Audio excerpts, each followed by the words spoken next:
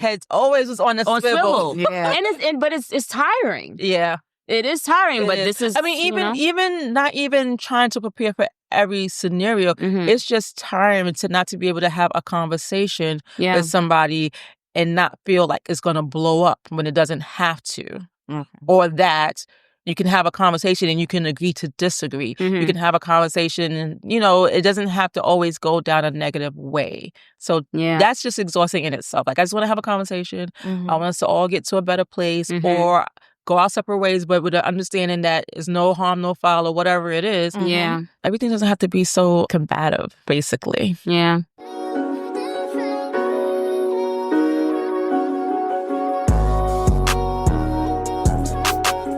Welcome to another episode of Not Your Average Auntie's podcast with your girls, Joe, Key, and Jay. What's up, people?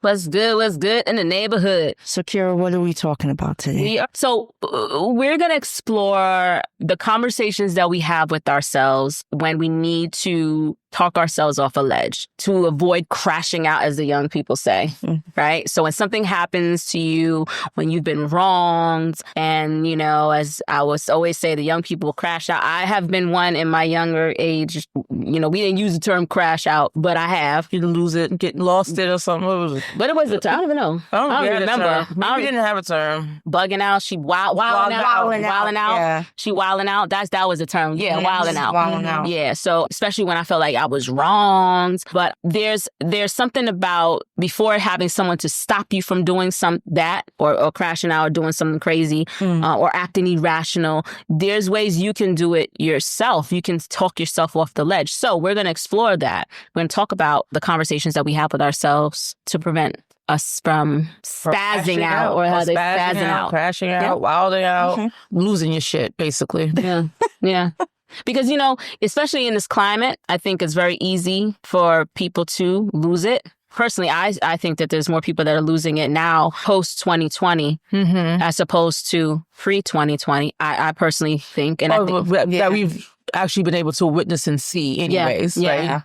We can't say that it hasn't happened. Just but that wasn't witness and see it. Right, yeah. So I think there's something to be said about the way in which we could prevent that from happening. So at least for ourselves anyways. So the only people that we can control are ourselves. That's correct. I guess I'll kick it off. I have a question because the premise that I used is if someone wronged you, but I want to take a couple of steps back and just let's get to the root cause and what conversations do you have with yourself throughout the day? Do you have conversations with yourself throughout the day or are you always in reactive mode? Because sometimes we just tend to react to certain things as opposed to kind of canvassing the landscape and, really being understanding of your environment, whereas you can kind of preempt something maybe or preempt yourself from reacting in a way that you wouldn't favor you. So do you talk to yourself throughout the day? All day.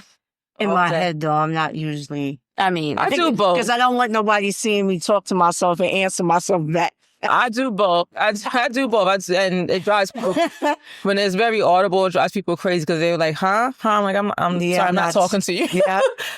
Okay. Fair enough.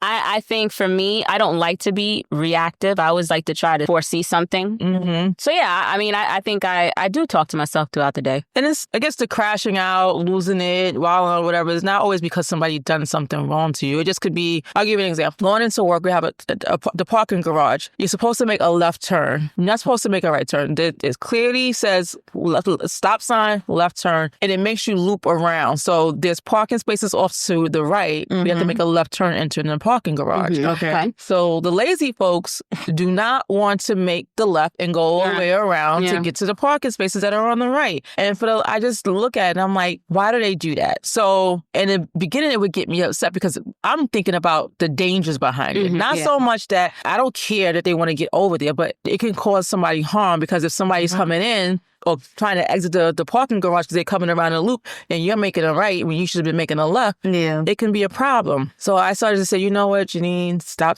letting this stuff stress you out and drive you crazy, because you can't control what that person is doing in their car. All you can do is control yourself. Just be mindful when you're entering the garage or when you're exiting the garage. Just double check, triple check that no one is making that right turn versus that left turn when you're trying to get out of the garage. Okay. But it's like little things like that. Like, I talk myself off the ledge off of. That's a small example. I mean, it could be detrimental now, but that's one example of talking myself off the ledge. It's not necessarily that somebody did anything to me specifically. Okay. Just an experience. Okay. What does your internal dialogue typically sound like? Is it kind? Is it critical, or a mixture of both? It depends on what's happening in that moment. I'm trying not to be as critical as what I was before. I have to be mindful of what I say prior to saying it now, especially in the work arena. I'm still working on the facial expressions. That's what, because even though I've gotten better at not reacting or the facial expressions, my face says it all. Yeah. And I speak volumes about this. I have 7 different eyebrows, and each eyebrow means something. And people that know me kind of pick up on that already and know what I'm thinking or what I kind of thinking before I actually, without me even having to say it. My dialogue is I ask myself a question first. So more oftentimes it's on the kinder side than the not so kind side when I'm having conversations with myself about how something may have happened to me, how I may be responding to something, how I may be thinking about something. I'll ask myself a question, and it's usually the question is, how does it impact me really? How does it really affect me? For the example that I gave, how does that really affect me? It can in some kind of ways. Is it just, if that person happened to make that wrong turn as I'm exiting and it hit my car, it'll affect me. But if I'm taking the necessary steps to make sure that I don't put myself in a position for somebody's negligence, then I'm okay. But I'll ask myself a question, how does this really affect me and impact me? Why am I allowing this thing to make me feel this way? That's a good one. I think for me, it depends. It's all situational. Because I can talk to myself like we're friends. We go together real big, right? So sometimes my inner hype man be like, bitch, you better get it together. Pull yourself together, you know? Yes. Especially if I'm, so it won't be kind of like, you need to take it easy. Pull yourself together, quit your crying, toughen up. So it all depends on the situation, what I need to do. Yeah. Or the same person internally can be like, you could have said that better, or you wilding out, come on now, right? Yeah. So it all depends. But these conversations are happening in privacy in your own home, correct? In my brain, they happen in my brain. Shoot, they happen in. Not that it could be anywhere. I could be out at a function. If I see something that goes down that I don't like, I may be having that internal conversation like, girl, you just need to tell your husband it's time for us to go. Right. Before I can have that. This ain't gonna work. No. It's somebody messing with your spirit. Not gonna work. And the funny thing about it is if I'm having it, I can have a straight face with y'all. Y'all won't even know, but my mind is like, chitter-chatter. So when the negative talk comes into play, how do you change that to be more positive? Because at the end of the day, we're our worst critics, right? So we think about things, and when we are having those conversations with ourselves and in a negative tone comes to your thought, how do you shift that to be more positive? Because it's not even a conversation. My problem is I will shut down now versus how I used to respond before. Sometimes me shutting down is not because I'm trying not to hurt anybody's feelings. It could also be because I just need to remove myself for a moment. And that's when I get quiet. Because if I say something at that moment when it's happening, it's not going to come out right. Or the message is not going to be received the way I would like for it to be received. And sometimes it may feel like I won't say stuttering, but I'm just mindful of what I say before I say it. Because I've been reminded or I've been told that I need to tone it down. And I'm realizing now that I've been doing this self-reflecting. When I was growing up, everybody in the house yelled. And it seems like even though when I'm talking or when I'm about to say something, everybody around me may think that I'm yelling, but I'm really not, because it was always a fight back then, trying to talk over people or trying to get your point across. And it just always comes off as me yelling, and I'm really not. And I'm hoping people realize that that's just me and I got a lot of bass in my voice. Even now, I should be close to the mic and I'm thinking that the mic is picking up what I'm saying because my voice can travel. Yeah. So that's why I tend to step back away from it because I don't want to sound too aggressive. Yeah. But so I'm going to challenge you because I think there are times when you are yelling. Okay. So it's a play on words. Like, so you don't mean to yell. That's the thing. So you said everybody thinks I'm yelling, but I'm not yelling. But actually, in some instances. Yeah, in some, not all the time. Like right now, you're not yelling. Yeah. This is talking. But I've witnessed times when you were yelling more than you think. And now that the reason why I bring this up is because you just shared something that I didn't know. You said growing up in your household, there was always yelling. Yeah. So now that makes sense to me why if we're having a debate or something that you are yelling, but you don't even realize it because you're thinking it's normal because that's what you experienced back then. Meanwhile, I'm like, bitch, what you yelling? We all trying to have a conversation. I'm just trying to have a conversation. But now it totally, I did not know that. So that totally makes sense to me now because it's like, that was what you were used to. And I think it's wonderful that you even brought that up because there's so many people that do the same thing that you did and don't even realize because that's how they grew up. I have another good friend of mine, dear friend, one of my day ones. Man, when she gets fired up, she be yelling, right? And people and she'll say, but I'm just passionate about, and I know when you see this, you're going to be like, but I'm just passionate about the topic. Bitch, you're yelling. You're yelling. And even I get caught up in that sometimes. You know what I'm saying? So when you try to get your point across and everybody's like, talking, yeah, you're gonna raise the octave. Yeah. So I get it. So, but for in those two scenarios between you and her, I can see now why you do that, why you operate that way. It makes total sense to me now. So I'm like, okay. But it's funny, someone else just brought that to my attention a couple of days ago, and it was said that I was yelling, but you haven't seen me yell. I'm just talking loud. There's a difference between the yelling and talking loud, and that's what I was trying to get across to them. I'm not yelling at you. I'm just passionate about my shit. So now when we having a conversation about her, we gonna just give her a little side eye when she's yelling like, are you talking or are you yelling? Oh, it's what's happening. Right? No, I'm glad you shared that because that does, and it's good to share because within the audience, I'm sure there's some people that you engage with that you could be having dialogue and they start yelling and you're like, what's going on? Right. So know that it's rooted in something else, probably outside of the situation that y'all even talking about. Yep. Sometimes. Yep. So no, I appreciate you sharing that. That's interesting to know. What was the question that you had? Because we just went on a dialogue. We just went off a tangent because I was fascinated by what she said. Yeah, I was asking how do you shift the negative talk to a positive talk?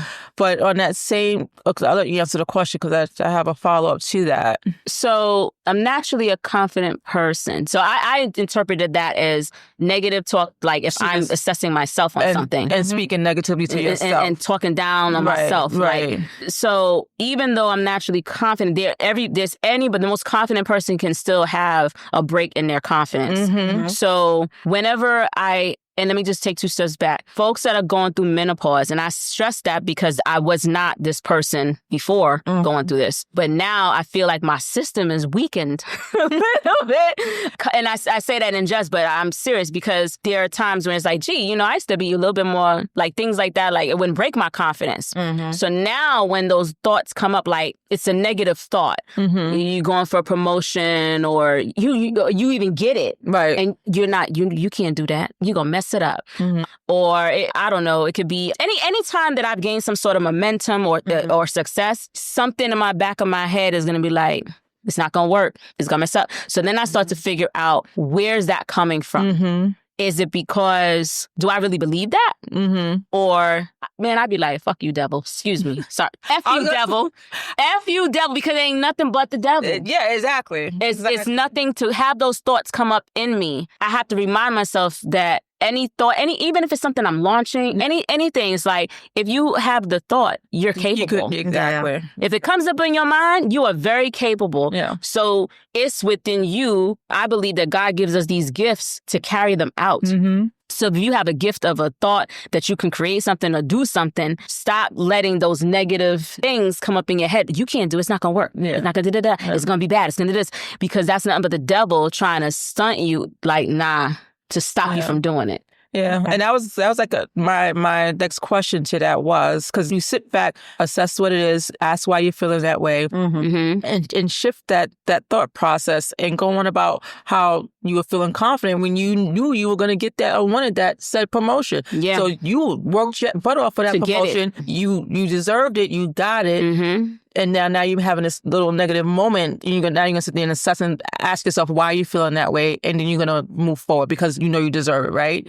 So I was going to ask, in that, I guess, specific scenario, is it helpful to lean into that negative thought for a moment to think about why you probably even had those feelings so you can shake it off and move out of it? So I'm going to tell you. You're talking about at that moment in time when it's happening and you're talking lean into the negative moment. Take it in for a second because it's happening, right? You can't stop it from happening. It's already happened at that point. Lean into it and think about why it even came about. What happened in that moment that when you got this promotion and you was excited and happy about it, now you have this negative thought of, I can't do this. I'm going to mess this up. Lean into that for a second and then think about why you would feel that way so you can, I guess, shake it off and move past it. So you think it's important to do that? I think so. For me, a tactic I use is in the moment, I'm not doing that because I will go down the vortex of defeat. I'm not doing it. Okay. I will take it to my journal. Okay. Because I am a huge believer in journals, and I think they serve a great purpose if you use the right way.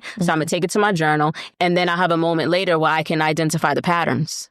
This keeps happening. Every time something, like I said, I gain momentum on something, and now I have this thought. Now I can start to figure out, okay, so what's making me do that? Because you are lacking confidence, or it could be something that maybe a friend even just asked me a question that started to put a dent in my confidence or something like that. So I have to see it so I can identify the patterns. But in the moment, it don't serve me no purpose in the moment because I'm trying to get yourself out of it, out of it, and move past it. Yeah. So I don't like to lean it, but I will put it in the journal. I think it's important to document those feelings that you have because you will go back and you will start to identify the patterns, and that will help you to figure out, oh, okay, when this happened, this is how I was feeling, this is what triggered it. It forces you to be accountable, as opposed to putting the blame on somebody else. So I like to write it down and then look back and try to see the patterns. I'm in agreement with Kira. I wouldn't be able to do that at the moment in time. That's my reasoning now for shutting down and just not because I need to be able to think about what's happening to be able to respond. I may not respond at that moment. I need a few minutes and then I'll come back. I agree. I think you need to shake it off. Go ahead and keep on pushing forward.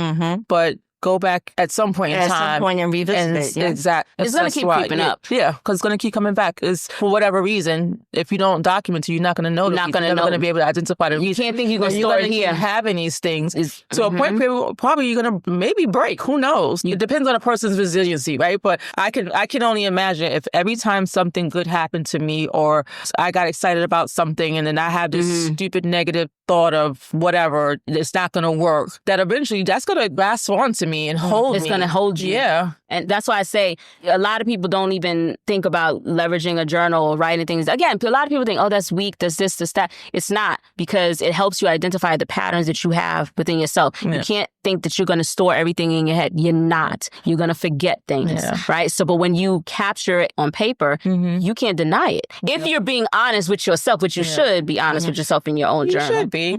I think most people, most people don't journal because they think of it as a task. It's like, it's not necessarily something you have to do every single day. It's good to capture your thoughts and capture your feelings and think things through for one of the very reasons that you mentioned, but it's not meant to be a daunting task. And I think that's why people are like, oh, I don't want to journal because I got to go write it every single day. How am I feeling today? What's my gratitude? But no, it's not. Oh, it's not that. No, it's not.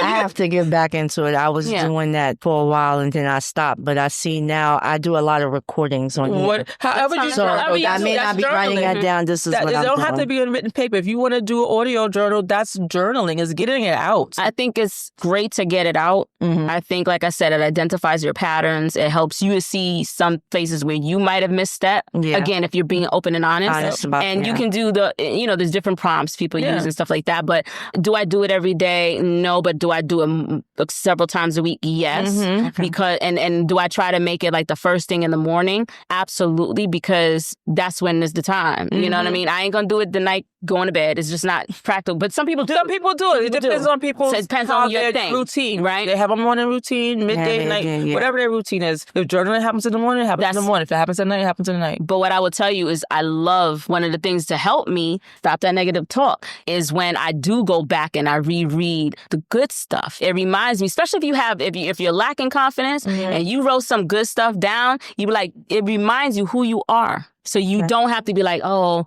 this ain't gonna work out or nothing. It reminds you of who you are and reminds you of what happened in that day to make you feel that way. Yeah. You want to go and do that. You want to do that and repeat that. Yeah. Repeat that. And you want that good feeling. Another thing I do to help me, I will consume like all positive things. I'm very big on, especially if I feel like I'm not really having a good day because of I don't even know, I can't even put my mind like on why. Right. I gotta, whether it's music, whether it's anything that's positive, podcasts that are positive, reinforcing, reaffirming, ebook, books, whatever, ebook, Audible, whatever you want to do. But for me, anything that's going to help me to stay away from that negative energy. Yeah. Because it's the frequency. So no negative talk over here. I got a question. Have you ever role played in your head to prepare for a tough conversation or a decision that you need to make? Yeah. To the point I may overthink it. Yeah, and honestly, I don't even know how useful or serving that could be, because when you think about it, you can say everything in what you believe to be the right way. You said something, or how you planned on communicating to. You can say it in the most gentlest, softest, most mindful way possible. That person that's receiving that message is going to receive that message. I've tried to role play. I don't felt like it served me. Let me take that back. I felt like it was good to probably do the exercise so you can think about your tone of voice and how you want to say it, how you want to approach the conversation, but not to the point where you're role playing and having the expectation of what the outcome is going to be, because you can't control that piece of it. And that's why I say you can sit there and rehearse it all you want, but it may not happen the exact way you was role playing it in your head. And it can take a left turn real fast, because you can start out and be like, so I want to have this conversation. I'm trying to make sure I'm being whatever. You try to start it off. And then they could say something or do something that everything that you set there and role play don't went out the window. All bets are off. Yeah, I guess so. I mean, it's possible. Yeah, it's possible. Because I would think the whole point of the role playing, at least in my mind, is to try to keep the conversation in a positive and moving forward way where it can be a resolution at the end of it, or whatever solution. Yes, I guess sometimes I role play because I am one that I like to see all the possibilities and I want to be prepared for it. Yeah. So I will role play a situation and I'll be the protagonist, right? So I'll play a person that's going to dig in everything that I'm saying, dig at it. So I already have the answer, because it helps me to see my blind spots, things that I'm not even, so it doesn't matter, you know what I mean? If it's so, I try to like, okay, I anticipate this person might say this. What if they say that? And I try to do the wildest things. So, because people are unpredictable. Yeah. And it helps me. So for me, I find that it's been helpful. And it may not turn, maybe I don't even have to entertain all those things because they didn't bring it up. Or maybe they brought up one out of the three that I thought. But at least I was prepared. I don't get blindsided. Yeah. Now, there are some instances where it's like, ooh, you took me for a loop. I was going to ask you, have you ever been caught out there? Yeah, you took me, maybe I didn't anticipate that. So I will say there are times where this sucks, because I'm not even going to sit here and tell you I didn't anticipate that. I did. I just didn't have the rebuttal. I wasn't prepared. Like I would have thought about it, I'm like, I don't have the answer to that. Right. So then I get mad at myself. Then that can help. That will take you down the vortex of defeat. Like, see, you ain't on top of your game anymore. You're not doing this. And then that's when I have to be like, wait a minute, reel it back. Why did they even come up with that? It's because maybe this is not the way I'm supposed to go, the path I'm supposed to go down. You know, I try to figure out different things, you know, but either way, I just have to role play. Yeah, I like to be prepared. I don't like, it's very rare that I'm going to be like, ooh. Yeah. It's more of the ooh comes from, ooh, I thought about that shit and I ain't got an answer. I don't have the answer, you know? Okay, right, but I thought you were going to go out this way. Yeah. But so, I mean, that's, you know. I see your point in doing that. At the end of the day, it's still, I think, how the other person is going to receive and respond. But you're saying prepare for each and every one of those types of possible responses. Yeah. I may reconsider my role playing thing. The reason why I probably was against it because I've tried it, but I tried it from a perspective of knowing the person I'm going to be talking to. How could I say this in a way that this person's going to receive it and it not turn into something that it wasn't meant to be? Never looked at it in a way where I'm going to have this conversation and if it goes this way, I'll do this. Or if it goes this way, I'll do that. It was always to be like, I don't want it to go down this path. Okay. So that's the way I was role playing, and it didn't always work out that way because I wasn't anticipating any different type of responses. And you know what's interesting? I realized that the reason why a lot of the way our behavior stems from childhood. Things we're exposed to. The reason why I'm like that is because I've been in situations where in my childhood where things just was like. So that's why I'm always like, oh, I got to prepare myself just because things were so like wacky, you know? You had to be ready. I had to be ready. Head always was on a swivel. Yeah. But it's tiring. Yeah. It is tiring, but this is, I mean, even not even trying to prepare for every scenario, it's just time to be able to have a conversation with somebody and not feel like it's going to blow up when it doesn't have to. Or that you can have a conversation and you can agree to disagree. You can have a conversation and, you know, it doesn't have to always go down a negative way. So that's just exhausting in itself. Like, I just want to have a conversation. I want us to all get to a better place or go our separate ways, but with the understanding that it's no harm, no foul or whatever it is.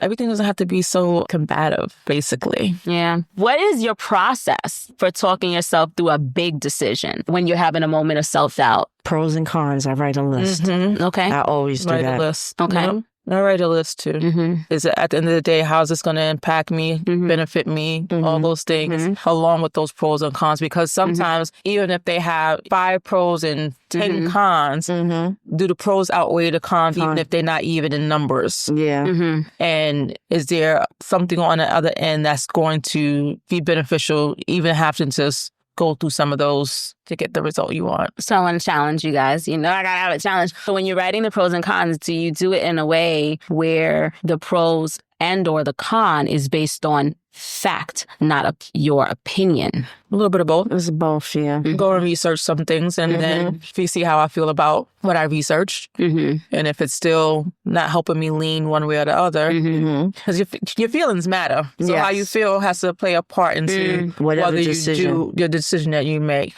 True. But sometimes our feelings can skew things because we have a limiting beliefs, and I know we're going to talk about that in another episode, but sometimes it does play a part in when we're weighing things out because it's based on what we believe. Even if you did some research, you think still? If you did some research, that's one thing. But sometimes the research that you did is like, okay, that's saying this, but if I do a little bit more research, maybe I could do X, Y, and Z to avoid this.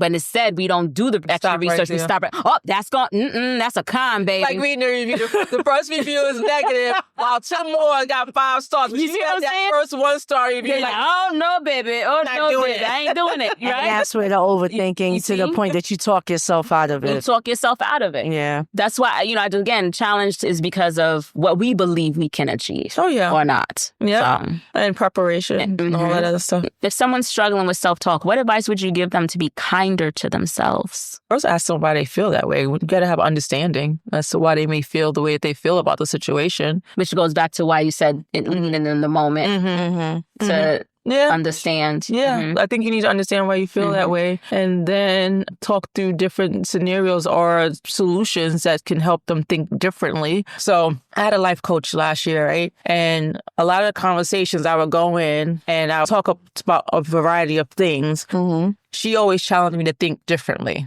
about what I was thinking about. And it didn't have to be negative or positive of the way I was thinking, but she would always question, like, what if you thought about it this way? What if you thought about it that way? What if you did it this way versus that way? Because it's not always one way to think or do things. Yes. So when you only think about that one avenue, so I would try to help them think about something in a different way and then say how would that make them feel if they thought about it this way? Because now you're going to hopefully be more kinder to yourself because now you're thinking about things differently.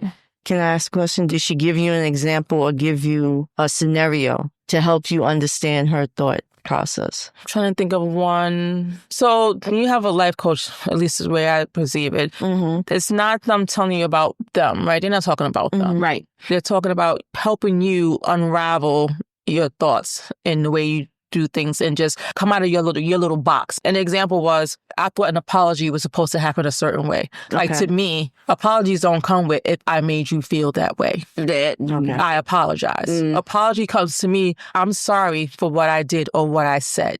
And that's it. And it's apology. There's no buts behind it. There's no ifs before it. And she had me think about, that's the way you think about apologies. Okay. That's not how everybody else thinks about apologies. So you can't hold them to your standard of what an apology is. If they said they're sorry and they meant it and they showed that they meant it, you should accept their apology. So that's just an example. Yeah. I think sometimes people get played on words because they get that if I made you feel that way, it's almost that because you did make me feel that way. But then that wasn't their intention. So they could have said it, reframed it. Right. Like, I'm sorry, I did not intend to make you. That goes down better. Much better. Than if I made you feel. Right. But reality, they're saying the same thing. Yeah. Although not the ones that gaslight y'all. Because there are people that... and I think that's where it comes from. When you say it that way, are you really sorry? Are you really saying, it's my fault that I feel the way that I feel, the way that you made me feel, versus just how you made me feel? So it's just helping you think differently about certain things. Come out of your little square box or round hole, whatever it is, and be kinder to yourself. Because, listen... we have enough people being hard on us as is, so. I think that's why, again, I go back into the journal thing because I think that it forces you to identify patterns, but it also is a place to write down your feelings free of judgment if you're being honest with your yourself. Good feelings, your bad feelings, your hurt feelings. It's your own book. It's yours. People are afraid to write. People are afraid to journal because they don't want somebody to find this earth. You're gone. You're dead. You're dead. Let your kids read it. You're dead. Maybe it'll give them closure. Or maybe give them insight into why you were the way because you didn't have enough. It's not confidence, but you didn't have enough. What's the word I'm trying to find? Sometimes you don't know how to share those. You don't know how to share. You don't know how to share it. Maybe it's the guts to share it. You don't know, and sometimes it's what do you care? You're gone. They can't say nothing to you now. It is what it is, and maybe whatever's in that little notebook or many books that you have. It will help them, to your point, better understand this is who my mom was. It could. Or it could cause turmoil. It could, right. Because it can make them, they can see you in a light other than what you wanted them to see you. And you wanted them then own yourself. To leave this earth. It's them knowing you this way. And they come to find out that you were this way. How is that going to make your loved ones that are left behind feel? Like, it could be those kinds of things why you don't want to write a journal. But I think if you were showing up as your authentic self, then they wouldn't have to be. Because people do. And that's what's causing people problems. Yes. You can't keep up the fakeness. Stop being a fake. You're a fake. Well, here's my opinion. If you're faking it in real life, you're faking it in your journal. That's my thought. You're not going to write it. And then you're lying to yourself. Right. So that's why I always feel like, if you're a fake, you're a fake. You're going to be fake wherever. It's like you I don't know. I have a theory. I feel like, and I'm speaking about women, I feel like women, if you wrote in your journal a little bit more, particularly about the men you messed around with, you will see patterns. Think about it. For sure. If you, for those of you that I can't find nobody, then something, they say out there is piss in the water, right? And in the dating pool. But if you were to really go through and track the boyfriends and the partners that you had and see the characters and the things that you shared with them about the previous boy, shared whatever it was. Yeah, you don't do that though. You're gonna see a string of like, this is the same guy I got. So let me change it. This is the same thing. You'll start to see Get patterns. yourself a new model. Get yourself a new. You need 2.0 or 5.0, maybe 16. Whatever. But you can't see it. These are the type of people you're attracting. Yeah. That's why I just think. But that comes down to the individual. You're attracting the people you're attracting who you are. To me. So, and I think we talked about this before. We both talked about it, but it's worth repeating. But. Yeah, to your point, if you are journaling about the types of dudes that you've been dating and you see a pattern, you should look at yourself as well. And see if you are that person that you keep pulling in, but you don't like them. So do you like yourself? That's girl pulling. That's a question. No, but for real, and that's why I say do you like it does force you to think. It holds up the mirror to yourself. Yes, for sure. Yep. That's why I don't know. I'm a big believer in journaling. I agree. I believe in the journaling. I get that. But I'm trying to get back to the point you just made about you pulling the person that you're doing the same thing. You're attracting that you your are. Reflection of what you are, to some degree. It can be. Okay, to some degree, not completely. They're not going to be exactly who not you a are. mirror, but there are certain qualities. Yeah. Because why would that person? If you're materialistic, you're going to attract a materialistic type of person. If you're very superficial, you're going to attract a superficial type of person. I'm not, and that's probably as far as I'll go. I know there's other characteristics, but those are the things that because that's who you are, and you're going to attract that person at your core. And when that person shows up that way to you, you don't like it, but you don't realize that's how you're showing up to others. Okay. Now, on the flip side of that, I'm going to put, so imagine someone who is materialistic, they attract someone who's not materialistic. There's another quality in that person that you attracted that was in you. It just might not be that overpowering quality, right? Okay, So maybe it's that connection that you guys had great conversation. Maybe the sex was amazing or whatever it was, right? Okay. But, and then you had great conversation, whatever, and you could be completely opposite. Yes. But there's something in them that is innate within you. It's just not that dominant quality. Right. Okay. Which sometimes for some people they suppress it, but it's still festering. It's still there, and but who knows? I don't know, child. What's the best advice you've given yourself in a difficult moment? You have to make sure that you learn from whatever experience you've had. That's the advice you gave yourself? Good or bad. You have to always reassess to move forward. Okay. Probably haven't even thought about that, but you can just try again. Don't stop. But give me a difficult moment. Give me an example of what a difficult moment might be. I mean, so it's going to be subjective to. Yeah, it's fine. I could probably answer in a subjective way if I was in that situation. I don't know. Maybe you had a argument with your partner. I don't know. Forget whatever argument it is. It's not cheating or anything like that, but it's just like an argument, a disagreement. Words was exchanged, and now it's a difficult situation, right? So what do you do in that moment? I'm being light here. That's a light moment, So you're saying in that moment, you're still trying to learn, which is you could possibly learn something. You think you're always going to learn something from a difficult situation? You should. I would really have to think about what happened before I will come back and say whether or not I'll be the bigger person and approach first to revisit the conversation in a calmer manner, or I'm going to just wait for that person to. I would look at myself first and see how I contributed to the situation. Yes. That's what I need to see. I need to see what I added to that difficult situation. And then how I handled that situation. Did I handle it in the best way possible? Could I have done something differently? So it's going to take some assessment. It's not going to be something that you're going to immediately respond to right there, because it's already a difficult situation as it is, right? So anything you can do to diffuse it, yes. But if you can't, don't try to add on to it. Try to stop it where it's at and come back to it and address it when things can kind of be a little bit more calm down. But that's the advice I would give to myself, because I don't like to be in difficult situations. Yes. I don't manage them very well. I feel you. I think for me, I'm going to keep it a buck. If it's a difficult situation, I'm one that doesn't want to react while my emotions are high. So I need to do whatever I need to do to calm myself down and keep it. Listen, if I need to smoke a little something, whatever. Just remove myself. I need to remove myself. I need to do it. But even removing myself, sometimes, depending on the situation, I'm still fired up. So if I need to, like, let me go chill. Let me go play my music. Let me just chill. Whatever I need to do to take it down a couple of notches and forget about. That's why I say if I smoke some, I ain't going to think about you. Be someplace else. And then I need to, because it removes the emotion, and then I could maybe the next day, because every situation don't have to be dealt with right then and there. It doesn't. Right? And when your emotions are high, 9 times out of 10, you're going to make a bad move. Yeah. So I try to be like, boo-boo. We're going to park this. Yes. And I'm going to come back to it when I have a better level head of thinking, when I can do all the things that y'all said. Yes, do this. Because sometimes my emotions running high, it's all bets are off. Yeah. So I need to park it and then address it later. Yeah. Nope, I agree with that. I don't think everything has to be. But sometimes you get somebody that wants you. That's what I was going to say. And I gotta how be like, do you deal with that person? You control it. Yeah. You have the opportunity to be like, see, this is the thing that people, they argue, and you just sit there and look at them. I don't want to talk about this right now. I don't want to talk about it. My husband does that to me a lot. Now, I'm a vulnerable moment, story time. No, Let me tell you something. I've experienced it too, and I don't like it.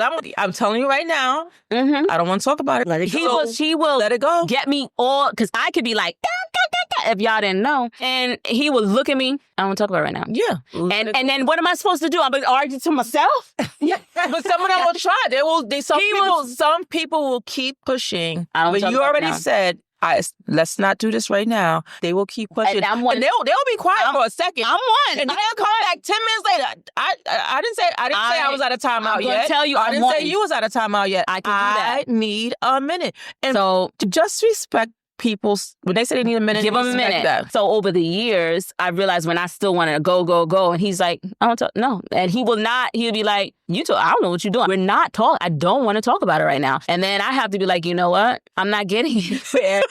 So I would say something like, you're a fucking loser. You're not... like, you can be an asshole, and he's like, why you gotta call me name? Listen.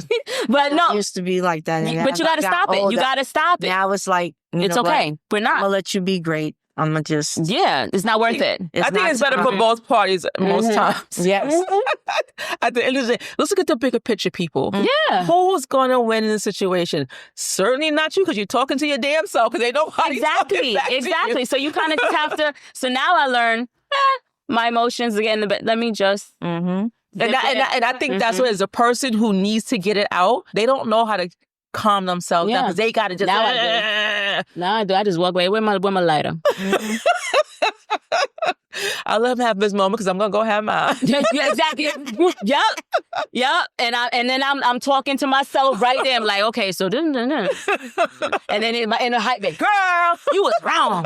And then I come to my senses, and it's like, all right. He'd be like, you good? You all right? And then we joke about it or whatever. So, but again, I think to avoid the blow-ups and the unnecessary screaming matches and stuff like that, which we've never really done. Yeah. But if you just take a beat, that's what I guess I'm saying all of this to say whatever you need to take a moment to be like, let's park this. Assess. Yes. And then I can come back and we can revisit this later. Yeah, for sure. Yep. For sure. And write it down. Get it out. I mean, get it. We're not saying hold things in, right? We're saying get it out. Just that this not always has to be in that moment. And if it can't be with the person, you have a notebook, you have a recording, whatever you need to do, because you can't let things stay pent up. That's for sure, because it doesn't serve you no purpose, or the person who needs to hear it any purpose. I did notice a difference, though. The recording helps me hear myself.